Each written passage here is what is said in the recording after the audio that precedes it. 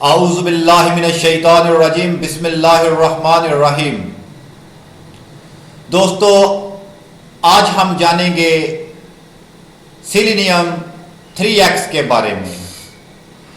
ये डिटेल सिर्फ selenium 3x की है, ना कि 30 या 200 1 की नहीं है, बल्कि सिर्फ सिलीनियम 3x का रोल है कि सिलीनियम क्या करती है बॉडी में।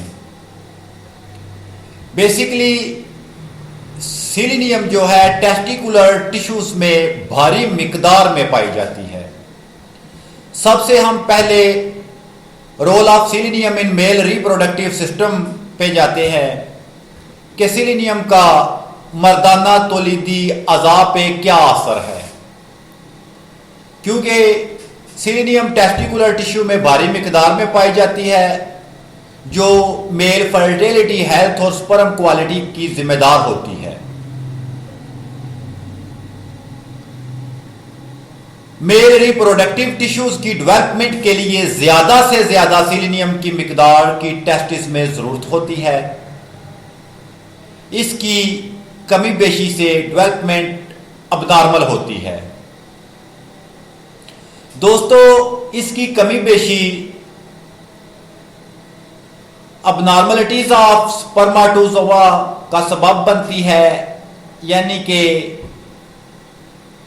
स्पर्माटोजोआ, किरमे मनी के कीड़े, जरसूमे, उनकी अबनॉर्मलिटी का सबब जो है वो सिलीनियम की कमी बनती है और मोटिलिटी और फर्टिलिटी पर जो असरअंदाज भी होती है। इसके इस्तेमाल से लिबिडो भी इंक्रीज होती है। एक बड़ी अहम बात है कि सिलीनियम फ्री रेडिकल्स को खत्म करके स्पर्म को डैमेज होने से बचाती भी है। जितने अबनॉर्मल स्पर्म मनी में पाए जाते हैं, किसी की टेल नहीं, किसी का हेड नहीं, ऐसी तमाम अलामात को सिलीनियम खत्म करने में अपना खास रोल अदा करती है। अब हम सेकेंडली देखते हैं कि सिलीनियम का फीमेल्स में क्या असर है। फीमेल्स के तौलीदी अज़ाब पर यह कैसे असरअंदाज होती है और इसका क्या रोल है। दोस्तों, सिलीनियम फीमेल्स में हेल्थी ओवरियन फॉलिकल्स को डेवलप करती है, जो कि ओम यानी अंडा की पैदाइश के जिम्मेदार होते हैं।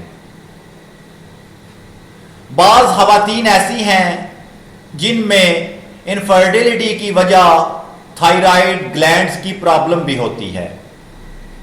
उनमें ओवुलेशन भी मुतासर होती है, बाद में ओवरियन सिस्ट पैदा हो जाती हैं। सिलीनियम की कमी